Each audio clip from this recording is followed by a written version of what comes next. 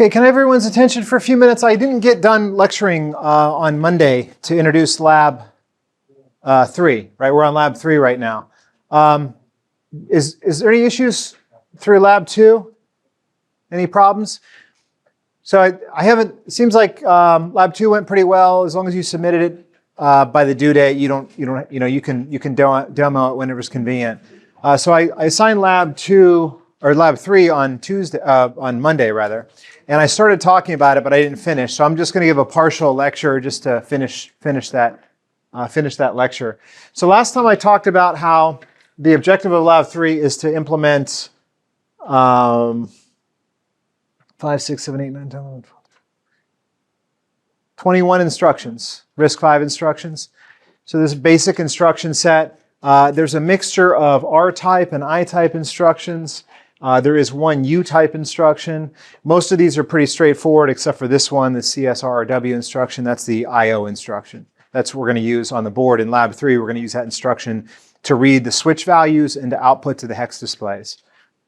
And then I talked about the encoding formats. I mentioned that this is something you're probably going to have to refer to because it's not the same as MIPS, and it's kind of a strange encoding format. In the R-type, the shift amount field is gone. They added a 3-bit function code here in the middle of the instruction. There's a 7-bit function code at the end, and then there's an opcode at the other end. Then the I-type instruction has a 12-bit immediate field. If you remember from MIPS, there was a 16-bit immediate field, but now we just have 12 because there's a corresponding U-type format that's supposed to work with this, so you get the other 20 bits as an immediate field in here in the U-type. You guys with me? Right? So if you want to load a 32-bit value in from a scalar or a constant, you can get 12 bits from an I-type instruction and the other 20 bits from a U-type instruction. It's the idea. Okay? The one nice thing, though, about this is, if you remember from MIPS, there was an RT field. You guys remember the RT field? Which could be a source or a destination. And as a result, you had to put a mux on the register file to choose between writing to the RD field address or writing to the writing to the RD field address or the RT field address, right? Well, now the destination, notice how the destination field is in bits 10 down to 7 in all three types. So you can wire these bits directly into the register file without having a mux in there and a control signal for that mux. So that simplifies the design there. Let's see. Now, when it comes to identifying an instruction, how do you identify what instruction? Like if you're given a binary instruction, how do you know what instruction it is? How do you start with decoding the instruction? Well, you have to start with the opcode, right? Because the opcode is the only bit of control information that's common in all 3 types, right? So you have to start with the opcode, and depending on what the opcode is, you may also have to look at the funct7 and the funct3, right? But it depends on if the opcode is corresponds to what format the opcode corresponds to, right? You guys with me? Okay. Okay, then we talked about the CSRW instruction. So just to review that, the CSRW instruction has a destination register, and then it has a source register, and in the middle it has a CSR register. That stands for Control and Status Register. In RARs, there's a tab on the right-hand side of RARs that lists the control and status registers. 4 of those will show up at the end. IOs 0 through 3 will show up if you're using our version of RARs. And those correspond to the DE2 specific, CSR registers, which are basically just the keys and the hex displays. You guys with me? Okay, so the way this instruction is supposed to work is what it's really doing is a swap. It's taking the data in the control register and it's going to put that in the destination register here. And in parallel to that, it's going to take what was in the control register and it's going to take what's in the source register and put that in the control register. So it's going to take what's in the source register and put that in the CSR, and whatever was in the CSR gets put in the RD register, right? So it's literally swapping values between the general purpose registers and the control status registers, right? But in this lab, we can't actually do that swap because the keys are read-only and the hex displays are write-only. Okay, so depending on what the CSR register is in this instruction, your control unit will have to behave differently depending on this CSR field. You guys with me? So effectively, the CSR field is a function field, essentially, as opposed to just a register field. You're going to use the CSR field. And what is the CSR field, by the way? What am I talking about? Well, the CSRW is an I-type instruction. And so the CSR register is actually going to be encoded in this 12-bit immediate, which means the CSR register is actually a register value, an address that's between 0 and 4095, whereas the regular registers are 0 and 31, right? Regular registers are 5 bits. The CSR register is technically a 12-bit register address for CSR, even though if you look at RARs, there's actually less CSRs than there are general purpose registers. So I don't know why they're putting the CSR address in this big field. It kind of doesn't make sense, but maybe in a real RISC-V processor, you may have a lot more CSRs. This allows you to have up to 4096 CSRs. Okay, you guys with me? Okay, so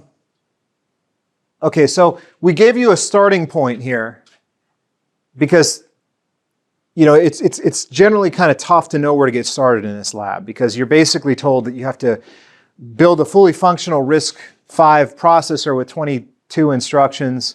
You can use the ALU, you can use the register file, but then what? Where do you go from there?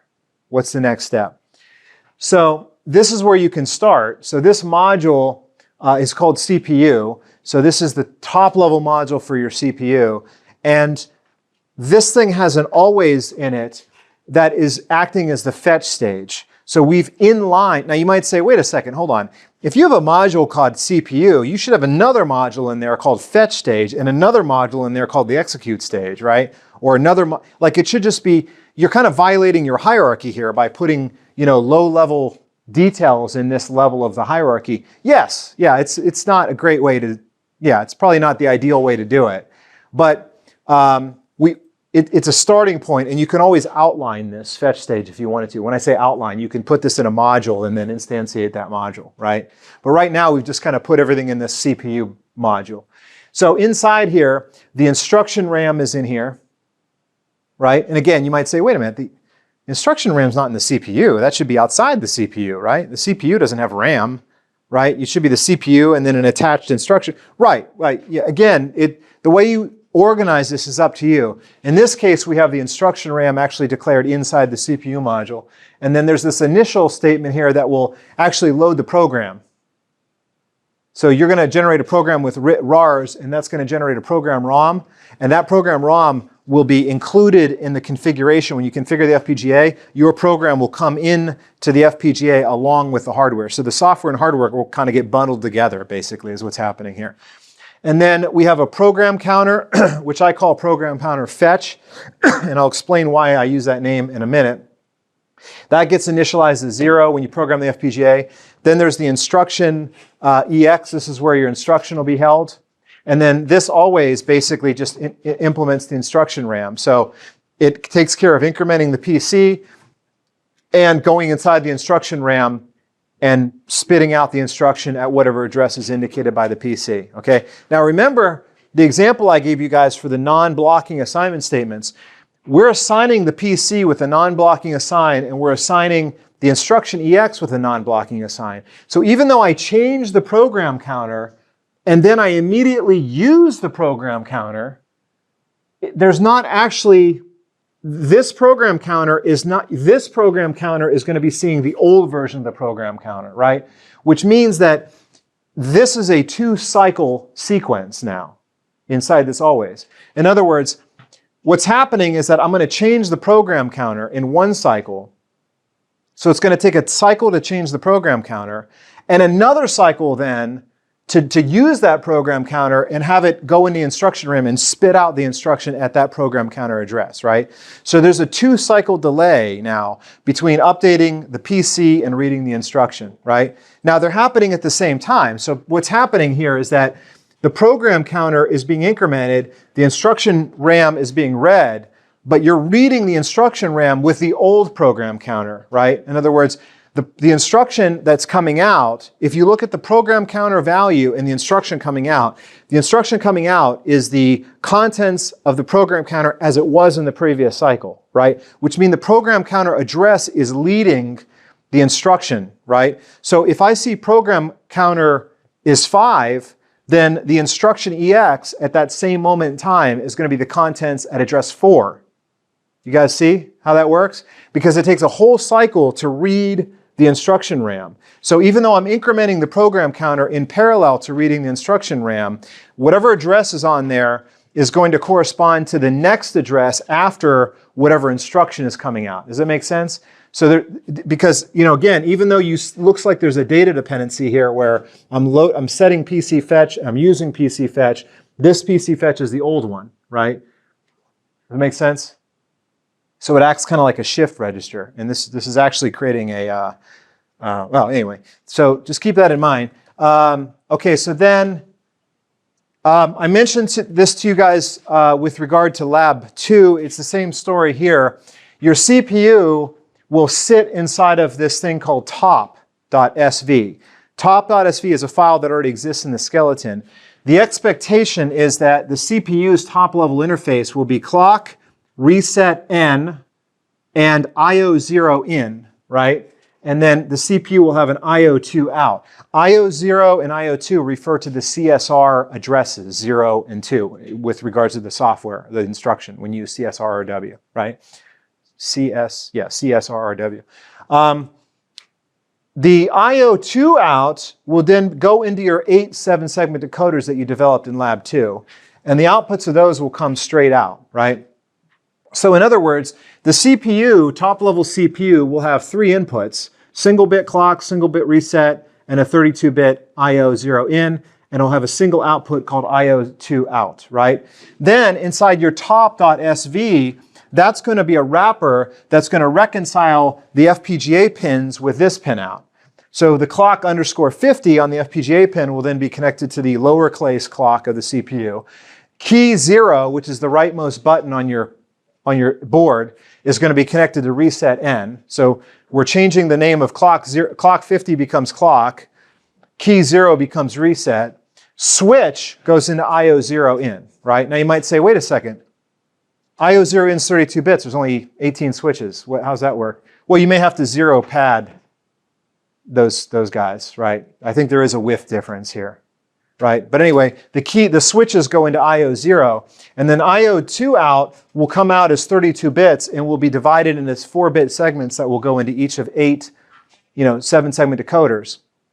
And then the output of your top will be hex 0, hex 1, and hex 7, because those are the FPGA pins, the actual FPGA port names, right?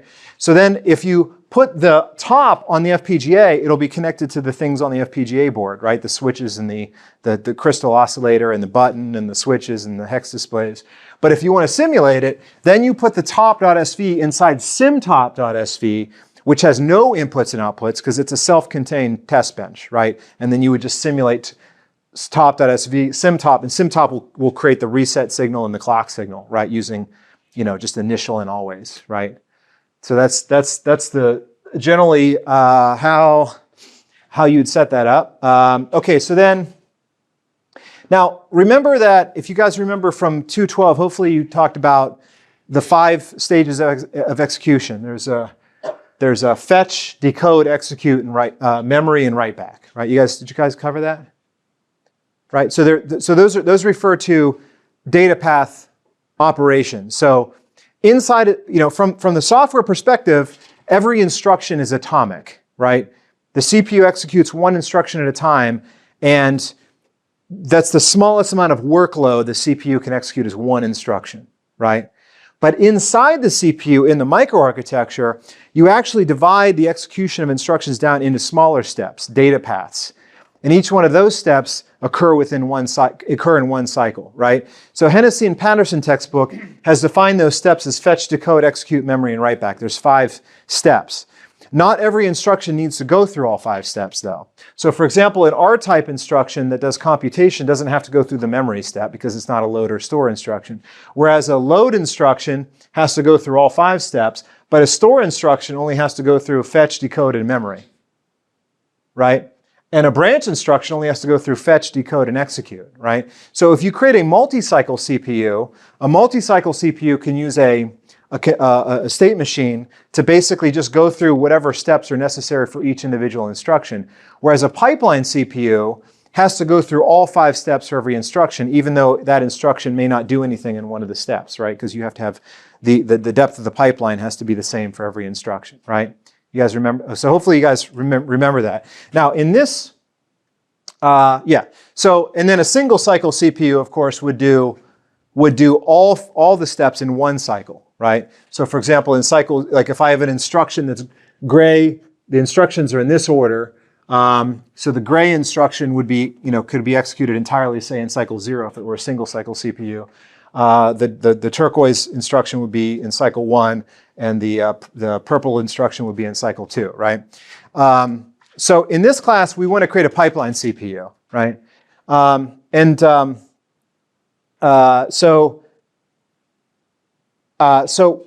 we don't want to do a 5-stage pipeline.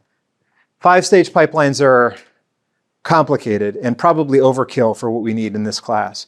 So we've decided instead just to do a 3-cycle pipeline. That way, we can allocate a whole cycle for fetch. That way, our instruction memory can have a synchronous read. If you have a RAM with a synchronous read, it's going to take one whole cycle to read the instruction from the instruction memory. So that's a whole cycle for fetch.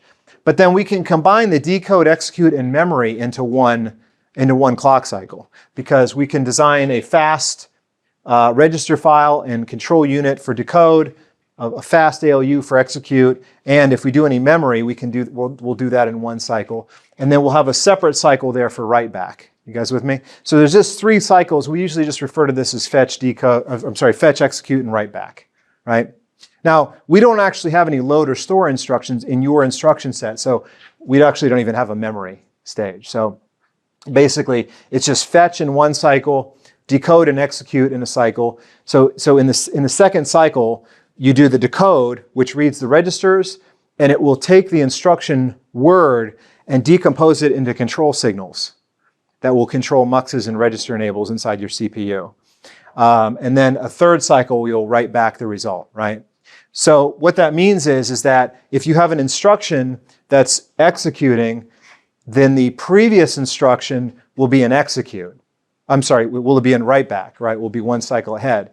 And this is the reason why we had to put that register bypass, because you might be reading register 2 here and writing register 2 here. And if that's the case, you have a true data dependency. So you have to make sure that because this guy is going to be writing register 2 while this guy is reading it simultaneously, you have to be able to do that bypass trick, right? Okay, so, and then the idea is that you have, in this case, because there's 3 stages, you can have up to 3 separate instructions in one stage at a time, right? So whenever you look at what's going on inside your CPU, you'll have 3 instructions in progress, right, or in flight, or 3 outstanding instructions at 3 different stages along their execution, right? Now, in the case of fetch, though, fetch there's not much going on in fetch except for the program counter accessing the instruction memory, right? That's the only thing happening in fetch, right? So there's not a lot to look at. Really, the only signal associated with fetch is the PC fetch signal, right? Now, in decode, or in execute rather, the middle stage, second stage, you have all of the ALU signals and all the register file signals and all the control unit signals are all in that second stage, the execute stage. So most of your wires are going to be referring to things going on in that second stage, the execute stage. And then the write back is pretty much just the write port on the register file. So write address, write data, that's it, right? So if you look at all the signals in your CPU, almost all of them are going to be the middle stage, except for, there'll be PC fetch, which deals with the fetching instruction, and the reg write, register address, register data, right? Make sense?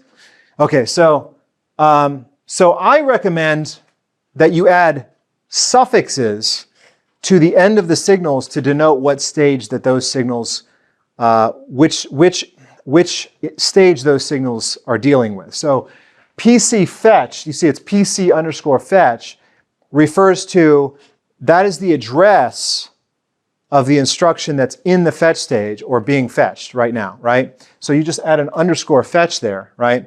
Likewise, the register destination going into the write address on the register file, that has to do with the write back stage. So you can add an underscore write back there, right?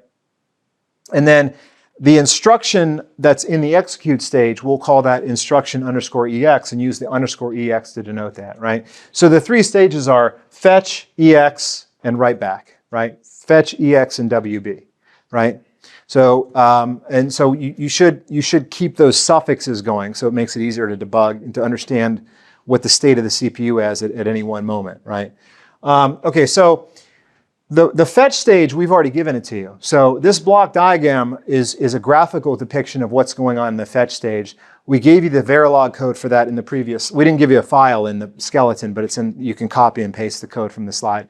So that's basically just a register that's always having a 1 added to it because we don't have any branch or jump instructions yet. So the program counter just mindlessly just marches forward 1 at a time. Oh, and by the way, we're using a word address memory here. So we're adding only 1 at a time to the program counter instead of 4, right? Because the instructions are 4 bytes, but we'll just use a word addressed memory here. So you add 1 to the program counter, and the program counter just blindly, always fetches, goes into the address field of the instruction memory, and that's going to spit out the instruction EX. So this part is done for you already. Now this part is actually really easy because all you have to do is instance the register file that we gave you, and then you have to basically just connect bits from the instruction EX directly into the appropriate ports on the register file. So if you take instruction bits 19 down to 15, that's the first operand register address, RS1. So you just kind of just shove that into the read address 1 port, right? Just connect it. And then bits 24 down to 20, you shove those into read address 2. And you don't have to worry about muxing this or anything. These are just static, paths that go straight from the instruction directly into the register file, right? So this is just a matter of doing a port connection there, or a port map. Now, the register address field on the register file, remember there was 2 read ports and 1 write port on the register file. For the write port is in the write back stage. So because the address is in the execute stage and the write address port on the register file is something that's happening in the write back stage, you have to put a delay register in there. You have to put 1 register in there that will take bits 11 down to 7, which is the RD field on the instruction, right? That's the destination register, and you have to send it into the future by 1 cycle. So this is like a time machine. You put this in a register, and whatever you put in this register will be reflected on that register value 1 cycle in the future, because it'll delay it by 1 cycle. So that way, this instruction EX bits 11 down to 7 get delayed by 1 cycle, and in the next cycle will then become a new name called regdesk underscore write back. And you can plug that directly in, right? So this is a pipeline register that will basically create this pipelining effect, right? It's going to take part of the register and move it into the next stage. Part of the instruction, rather, and move into the next stage. Okay, so then,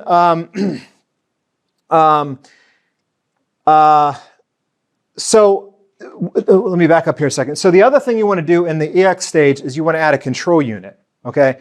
The control unit, you can either inline this, meaning you can just make it an always statement or an assign statement, just stick it right in the code, right? Or you can make this a separate module, right? I recommend that you make it a separate module because the control unit is going to get kind of long, right? The control unit is a giant lookup table. It's going to take the control bits from the instruction and translate those into the appropriate control signals that come out into the CPU, okay? Now the question is, what are the control bits in the instruction? Well, as I mentioned, the main one is opcode. There's a 7-bit opcode, And that opcode is really the key to figuring out what kind of instruction. That's where you start anyway, because the opcode field is the one common field in all the instruction types in RISC-V. So you can start with opcode, but then some opcodes correspond to multiple instructions. And in those cases, you then have to look at the funct3 and the funct7 fields, right, to get additional information to figure out how to discriminate or determine what that instruction is. And then sometimes you also need the CSR. In the case of the CSR-RW instruction, you need that field as well, because like I mentioned, because of the unique situation of this class, of how we have it set up in this class, you're going to do something radically different depending on if you're doing a CSR-RW instruction on IO 0 or IO 1, right? Because one of those is the switches and one of those is the hex displays, and you got to treat them differently. Okay, you have to have different behaviors for those two situations. Okay, so you're just going to feed those in the control unit. You guys with me? Now here's the problem with this. These fields, the instruction encoding on RISC-V is a mess. You'll never remember these fields. It's just awful. Like how would you remember that funct3 is bits 14 down to 12, right? No one can remember that. And the problem is that if you're looking at your code and you're just referring to funct3 as instruction EX 14 down to 12, you might forget even what the heck that is, right? So one of the things you can do to help out is you can create another module that does nothing other than rename the signals, right? So this actually doesn't add any logic to your design, but you can use assign statements and additional declarations to create an alias name for each of these. So in other words, you can have a module that takes instruction EX bits 11 down to whatever, and just simply uses an assign statement to rename it as funct3EX, right? That will make it easier for debugging, because then you can just look at model sim, or you can look at your design, and you can see there's a signal called funct3, and you can see what's in that signal at every time. You don't have to worry about looking at instruction EX and trying to pick out which bits correspond to funct3, right? So we call this a decoder. You know, my former TA came up with this idea where you have this separate decoder that just does this renaming. That's optional. You can do that if you want to. It's just something to make your lives easier, you know, as you debug and test your design. Okay, so let's talk a minute about the instruction memory. So in RARS, you write your code in RARS, and then you assemble it. And if there's no errors, then you can go to File and Dump Memory. And when you do that, you get a little dialog, and it says, well, what memory you want to dump? You can dump the stack, you can dump the data section, which has the global variables, or you can dump the text section. That's where your instructions are. I think that's the default. And then the dump format, you want to select hexadecimal format. When you hit dump to file on that, then it will take the hexadecimal representation of your program as a text file and write it to a file.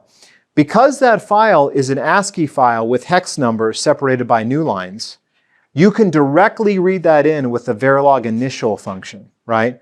Which means that you don't have to change anything. You write the code in RARS, you dump it out, and it goes straight into your system Verilog code because it's going to be marked, it's going to be pointed to by the initial statement in your CPU design, right? So this way you can write your code in assembly, hit the assemble, and it will automatically get absorbed into your hardware design. This is really cool because it just was a weird coincidence that RARS just happens to output the code in a format that is the same format that System Verilog uses in its initial statement to initialize its RAM. That's just a lucky coincidence for us. We didn't have to do any kind of post-processing to make those two things talk to one another.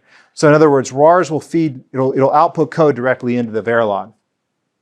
So you can call it hexcode.txt or you can call it program.rom. It doesn't matter what name or what extension, as long as you use the readmemh and point it to this file name being the same file name you export from RARS. And there's actually you could do all that at the command line too in RARS. You don't even have to go through the GUI if you don't want to.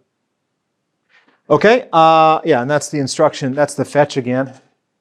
Okay, so then moving on from there, so the control unit, I mentioned that there's control signals coming out of that. What control signals do I mean? Well, there's one control signal called reg write. Reg write is a single bit signal that denotes whether that instruction should be writing a register or not.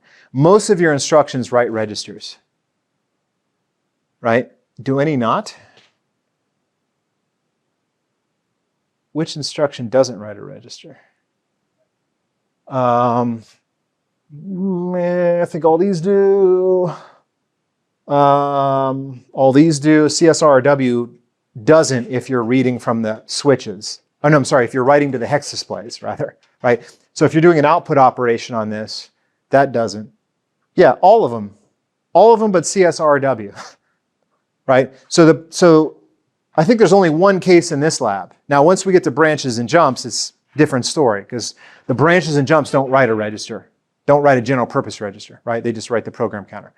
But all of the instructions in this lab write a register, which means that they'll all set the reg write signal to 1, with the only exception being the CSRW instruction, and even then, only if you use the I/O register here that corresponds to the hex displays, the output hex displays, right? Okay, so that's what reg write is, but you still have to delay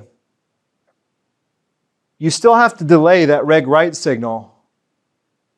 That reg write signal still has to be delayed with a register by 1 cycle. So, for example, if you have a CSRW instruction in execute, the instruction that's writing the register is going to be the previous instruction that's in write back, right? So you have to delay the reg write signal by 1 cycle using this delay. And by the way, what is the delay register? It just says always FF, pause edge clock, reg write WB equals reg write EX. That's it. 1 line of code. We'll create that register. Flip-flop. Okay, now there is something called reg select, because the problem is that even though the register destination is always going to be the RD field from the instruction format, because they fixed that in RISC-V. MIPS, it wasn't the case. MIPS, you had to figure out where's the register write address. It could be the RT field, it could be the RD field. Here, it's always the RD field. However, the value that you're writing to the register file is different depending on what you're doing. So normally, for many instructions, the value you want to write to the register is the output of the ALU. You do a calculation, you do an add, subtract, multiply, shift, bitwise. That's basically going to be an ALU output that you're going to delay and send into the register file, right? But if you're doing a CSRRW where you're reading the switch values, that's going to take the GPIO in. Actually, that's mislabeled because I'm calling it GPIO in there, but if we go back to the previous slide, I called it IO0 in here. The same thing though. It's the input bits from the switches, right? So this IO0 in is supposed to be the same as GPIO in, right? But then also, if you do a load upper immediate instruction, you're taking the immediate value, which is a U-type instruction, so a 20-bit immediate, and I want to stuff that into the register file. So I need to have a data path that goes from instruction EX, bits 31 down to 12, which is 20 bits.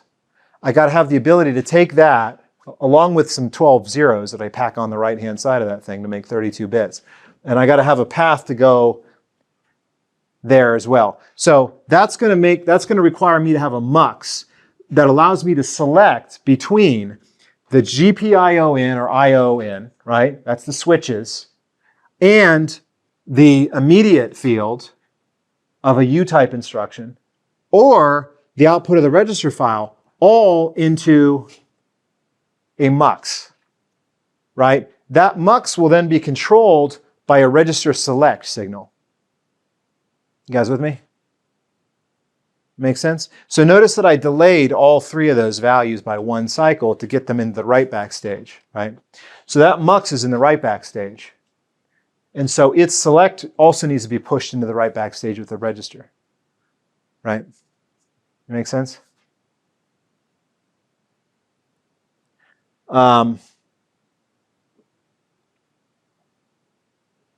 Okay, and then that output of that mux just goes straight into the write data into the register file.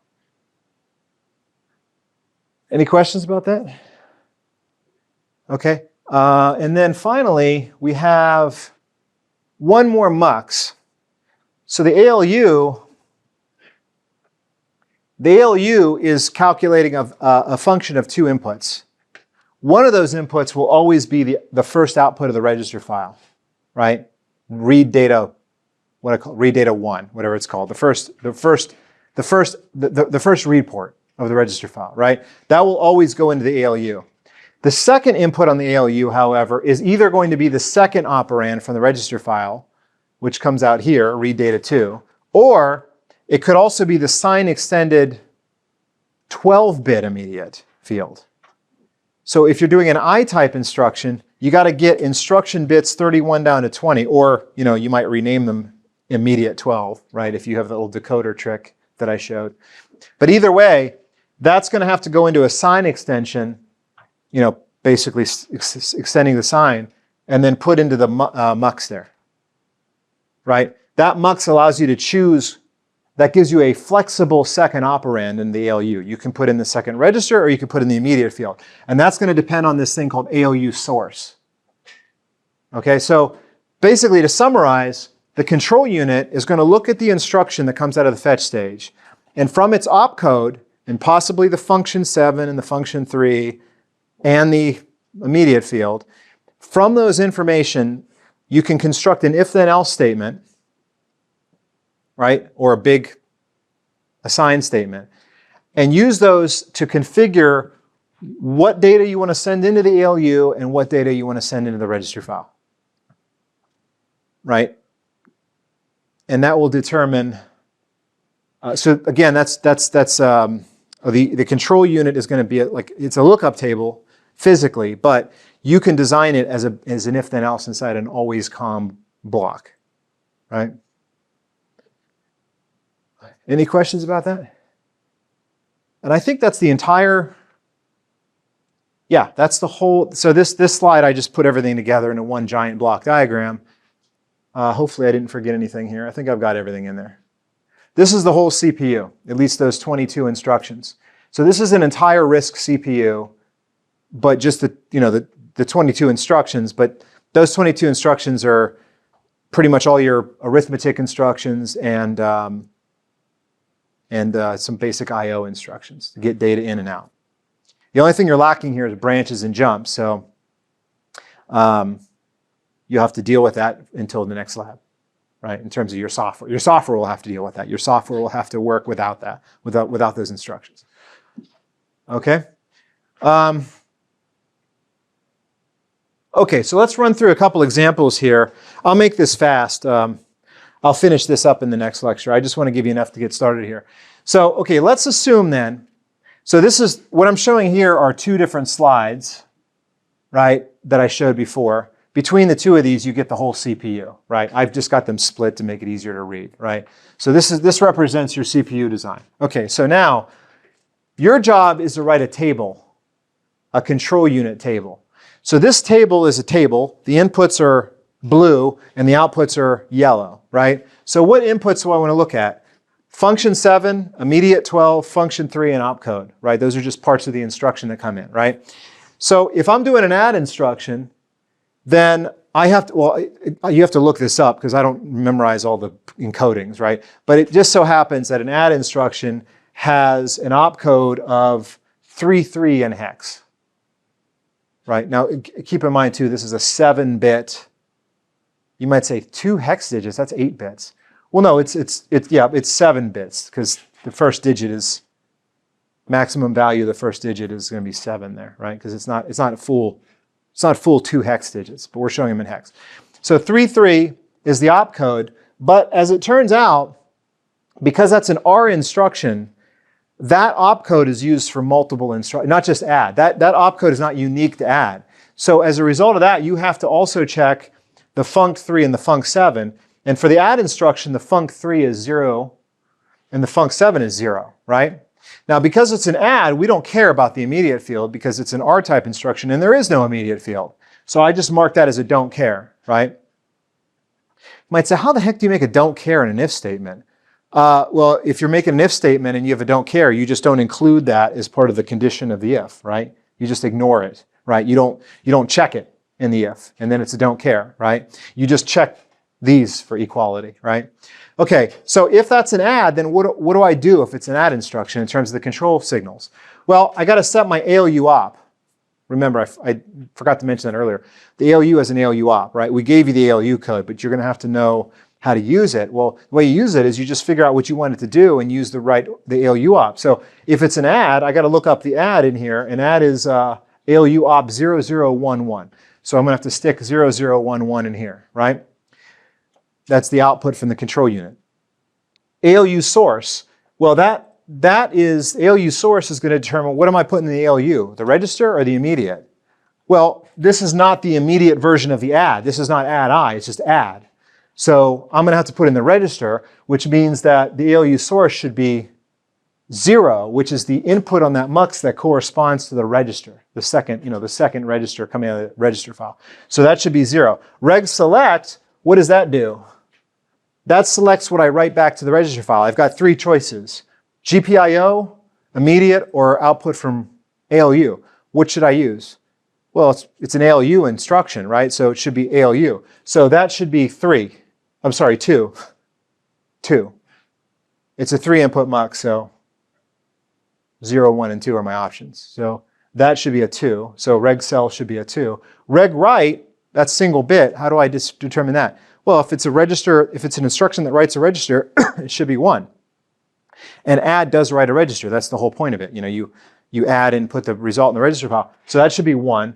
And GPIO write enable, that's a little register here that has an enable. And that is what's going to be feeding your hex displays. So basically, if you set that enable to 1, that's going to update your hex displays. As long as that enable is 0, your hex displays will stay constant, right? So basically, that means that you should only enable that whenever you're doing a CSRRW instruction on IO register 2, which is your hex displays. So in this case, I'm not doing that. It's an add instruction. It's not even a CSRRW. So that should be a 0, right? So you just fill those in, and you do the same thing for the other ones. Now, if you look at add and subtract, those are basically the same instruction. The only difference is the ALU op is a subtract instead of an add, right? Multiply is also pretty much the same thing. The only difference between those rows is the ALU op. And set less than, same thing. So all of these rows are identical in terms of their output. The only thing I'm changing between these instructions is the ALU op. All the other control signals are the same because they're all basically the same instruction, just with different ALU codes, ALU op codes. However, let's say I do something like an AND I. An AND I instruction would use the AND operation on the ALU, but the main difference with AND I would be the ALU source would be different for an AND I because that uses an immediate, right? The AND I takes a register and an immediate and it ANDs them together, right? So ALU source would have to be a 1 for that. Now you might say, wait a second, hold on here. You have a sign extend block, right? But AND, does an AND operation have a sign bit? I thought sign bits were just for arithmetic. Sign bit is meaningless in the context of an AND operation, right? Because there's no sign. If you're ANDing, you're just doing logical, right? Well, as it turns out, this is something that RISC fixed in MIPS. In MIPS, if you did an AND I instruction, you would have had to 0 extend the immediate. Because the reasoning there in MIPS was that you shouldn't sign extend an immediate if you're not doing an add or subtract or multiply instruction, because there's no sign bit if you're just looking at bit twiddling, right? Sign bits are only for arithmetic. So then you had to have another control signal in MIPS to control whether you 0 extended or sign extended. But in RISC-V, they changed it and they said, we don't care anymore. We're gonna sign extend immediates even for logical instructions. Why? Because it simplifies the hardware. And if you don't like it, then fix it in software. Because the hardware doesn't care. The hardware is always going to sign extend. So that's a subtle difference between RISC-V and MIPS. Okay, but anyway, yeah, I filled those in. I'll let you guys use this as a reference. This is the control. This is the table of all the examples I gave. It's not complete though. You're going to have your table will be much longer than this because this is not inclusive of all the instructions that you have to implement. Okay, now to test this thing. So to test it, we're going to give you 2 ways to test this thing. The first way is the boring way. The boring way is you give it all 1 copy of every instruction and test them all. So you give it a program that tests all the instructions, even though this program doesn't do any meaningful work, doesn't do any meaningful calculation. It's total gibberish, but it's useful for setting up some initial values here and having at least 1 instruction run. And then for each of those instructions, you have to, you can check the register value to see if it calculated the right value, okay? That's the boring program, but it's a test program. The other approach is to do something more interesting, which is to have the program do real work, real meaningful, useful work. And so for that, we came up with this binary to decimal conversion where you put a value in on the switches and it will convert it from binary to base 10 and put the value on the hex displays as a decimal number. So if you put in, for example, binary value 1010, that's a 10, right? In lab 2, if you had done that, it would show up as an A on the hex display because it's hex, right? But if you have a binary to base 10 converter, it wouldn't show up as A anymore. It would show up as 10 in decimal, right? So we want to be able to convert to decimal. How do you do a binary to base 10 converter? Well, I'm sure there's many ways to do it. But the most straightforward way to do it is to use divide and modulo. So if you take a number and you divide it by 10, you're basically you're essentially deleting the rightmost decimal digit from it, right? So if I have, like, for example, 51 and I divide by 10 and round down, it just becomes 5. That 1 goes away, right? Is with me? But what if I want to recover that 1? What if I don't want it to go away? I want to extract that 1. Well, then use modulo by 10, right? So if I have 51 and I modulo by 10, I get 1. But then if I divide it by 10, I just get 5. So if I modulo it first, I extract the rightmost digit in base 10. And if I divide by 10, I will delete the last digit. And then all I have to do is do that 8 times, and I get each of the digits out of it.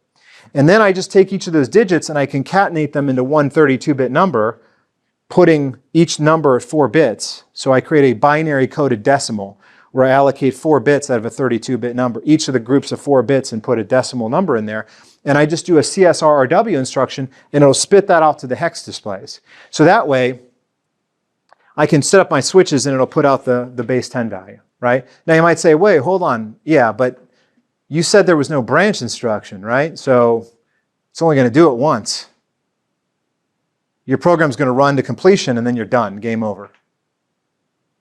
Well, no, what will happen is the program counter is going to roll back over to 0. So the program counter starts at 0. It's going to count up to 4095 if it's a 12-bit program counter. And then like an odometer, it's going to roll back to 0 and it'll run the program again. So the program will be running at a rate of 50 million megahertz divided by 4096 instructions, which is pretty fast still, right? It's like 50 million divided by 5,000, right? It's like 10,000 times per second that program will run, right? As long as the program fits inside of 4096 instructions, which it will. Your program will probably be like 80 instructions, right?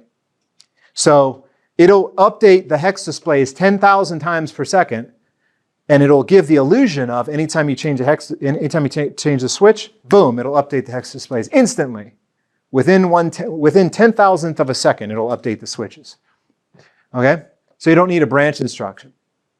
We might say, wait a minute, hold on though, but you said there's 8 digits. Don't you need a loop that counts 8 times? You need a loop for that. No, you can, well you do, but you can unroll the loop. You can just copy and paste the code 8 times that handles each digit, right? So you don't need any branch or jumps for this to work, right? Okay, so then you might say, wait a second, I thought you said we don't have a divide instruction or a modulo instruction for that matter. Right. Well, you can implement divide and modulo in software. You guys should have did that in 212, by the way. You can write a code that just uses shift and subtract instructions to divide, right? It's called a restoring divide algorithm. We'll talk about that at the end of this semester in case you guys didn't cover that in 212. But you don't even have to do that. because you're always moduloing and dividing by a constant, 10, right? So you don't need a divider. If you're dividing by a constant, you can just convert that into a multiply by the inverse of the thing you're dividing by. So instead of dividing by 10, you just multiply by 0.1, right? Make sense? And then you say, okay, but that doesn't work for, you can't do that, you can't use that trick for modulo. Well, you can, because after you multiply it by 0.1, you can then take the fractional part of the result, right? So if I have 51 and I multiply it by 0.1, I get 5.1, right? Then I take the 0.1 out and I multiply that again by 10. And that'll make the 0.1 make it a 1, right? So if you divide by if you multiply by 0.1, you extract the fractional part of the product, and then you multiply that by 10, you will then recover the moduloed value, right? Now you might say, that's not going to work because of rounding error. True, could be rounding error. But as long as we have enough precision, we shouldn't have that problem. Okay, so how does this work? Well, basically, use fixed point, right? We already did this once already. So you can take just use fixed point. So the 0.1, you can make that entirely fractional digits. Okay? So if you take 2 to the 32nd power, which is 4.2 billion, and you divide that by 10, that gives you 428 million something, right? That will then be a fixed point representation of 0.1 if all the bits are fractional, because that way you're storing a 32-bit value and you're putting a value in there that's 1/10 of the dynamic range of that value, right? So if you put whatever 2 to the 32nd power is, if you divide that by 10, that becomes your fractional number, effectively a fractional part, and it uses all the bits of precision. So you get a precision, you get a full 32-bit precision there. Okay? Actually, it's not 32-bit because I think there's a leading zero. I think there's a leading zero. Nah, yeah, there's actually a couple leading zeros. There's 3 leading zeros. So actually, technically, you get 29 bits of precision, technically. But you use all your bits to represent that point 1 value, okay? So then when you multiply your integer, which is the switch value, by 0.1 in 32 bits, that will give you a 64-bit product where the upper 32 bits are all integral bits and the lower 32 bits are all fractional bits. So when you're worrying about taking your fractional part out, it becomes trivial because you just do the mul instruction and you get the fractional. You do the mul h instruction and you get the decimal part, the integral part, right? Okay, so that makes it easy. So basically, like I said, I think I already covered that. Right. Okay. Yeah. So that's basically it. So the second program will be a binary to decimal converter. That's something you can demo on the boards. So that serves 2 purposes. It serves as a way to test your program, your CPU. Not a great test though, because you're not going to use all the instructions. That program will not require all of your instructions. It's only going to require a few instructions. But we gave you another test program that tests all the instructions. Now you might say, yeah, but you only test each instruction once. I mean, what kind of corner case testing is that? It's not good. I mean, but it's a minimal test. You at least check every instruction once. So you have the test program 1, you run that in ModelSim. You verify it by looking in your register file. Test program 2, that will be a tangible thing that you can actually work on the boards. You can try it out and it'll be kind of cool because it does the same thing Lab 2 does, except instead of a hex output, you get a decimal output. So again, like I said, if you put 1010, instead of getting an A, you'll get a 10. And none of the hex digits will ever show A to F because they'll be in base 10, right? So if those 2 test programs pass, then we'll be convinced your CPU is working. Okay, any questions? Okay, so the lab sheet describes all that. The lab skeleton is online. We'll give you 3 weeks to do it. Should be enough time. If you have any questions, let us know. Yeah, and that's it. So I'll let you get started.